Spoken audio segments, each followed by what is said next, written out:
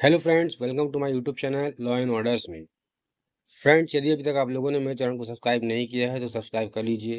Description में videos के link दिए हुए हैं, वहां से भी जाकर के आप वीडियोस देख सकते हैं और वीडियो को शेयर करिए क्योंकि ऐसी ही जानकारी मैं आप सबके लिए लाता रहता हूं। फ्रेंड्स, यदि कभी न्यायालय से आपको कोई समन आता है या कोई दस्तावेज आता है या कोई आदेश आता है और यदि आप उसकी अवहेलना करते हैं तो आपके साथ क्या हो सकता है, ये मैं आज आपको बताऊंगा। आइए चलते हैं वीडियो पर।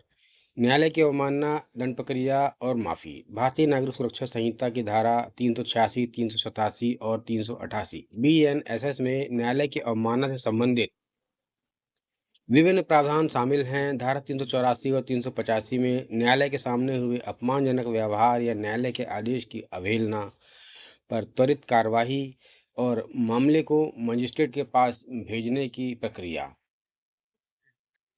इस बात का उल्लेख किया गया है।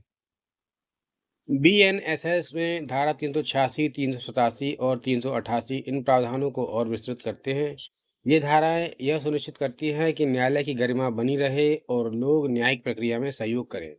साथ ही इसमें यह भी प्रावधान है कि यदि कोई व्यक्ति अपने व्यवहार के लिए क्षमा याचना करता है या आदेश का पालन करता है, तो उसे पनिशमेंट से छूट मिल सकती है।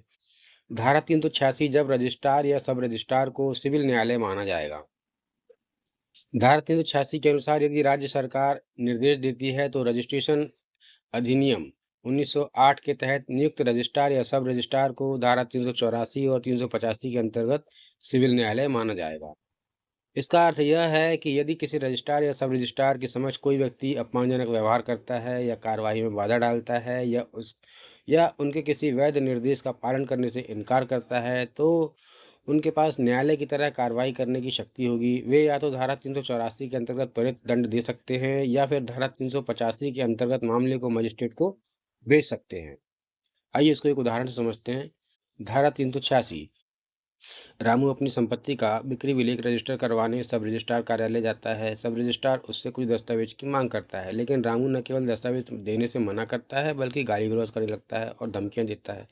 यदि राज्य सरकार ने सब रजिस्ट्रार को यह अधिकार दिया है तो वह धारा 384 के अंतर्गत तत्काल उसे दंडित कर सकता है या फिर मामले को मजिस्ट्रेट के पास धारा 385 के तहत भेज सकता है। धारा 387 अपराधी द्वारा आदेश मानने या माफी मांगने पर दंड से मुक्ति।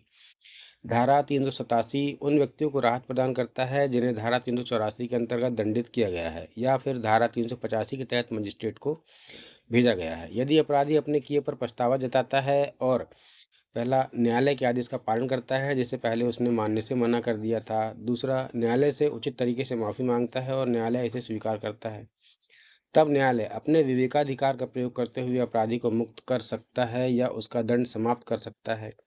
आइए इसको हम उदाहरण से समझेंगे। धारा 387, जैसे मानते हैं कि सीता एक गवाह के रूप में न्यायालय में उपस्थित होती है, लेकिन वह जानबूझकर किसी प्रश्न का उत्तर नहीं देती है, तब न्यायालय इसे न्यायालय की अवमानना मानते हुए सीता पर धारा 384 के तहत उसे 1000 रुपये का जुर्माना लगा देता है। लेकिन कुछ घंटों के बाद सीता न्यायालय से माफी मांगती है और सवालों के जवाब देने को तैयार हो जाती है, तब न्यायालय उसकी माफी को स्वीकार कर धारा 387 के अंतर्गत उसका दंड समाप्त कर सकता है।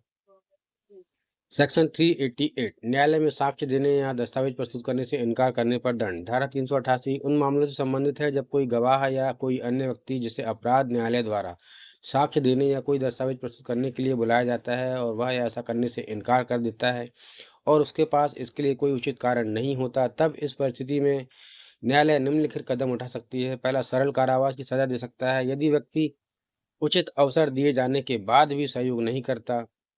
दूसरा, व्यक्ति को न्यायालय अधिकारी की हिरासत में 7 दिनों तक रख सकता है, जिसे मजिस्ट्रेट या न्यायाधीश के हस्ताक्षरित वारंट द्वारा लागू किया जाएगा। तीसरा, यदि व्यक्ति इस दौरान अपनी गलती मान लेता है तो उसे तुरंत रिहा किया जा सकता है। चौथा, यदि व्यक्ति 7 दिनों के बाद भी नहीं मानता तो न्यायालय उसे धारा 384 या 385 के तहत दंडित कर सकता है।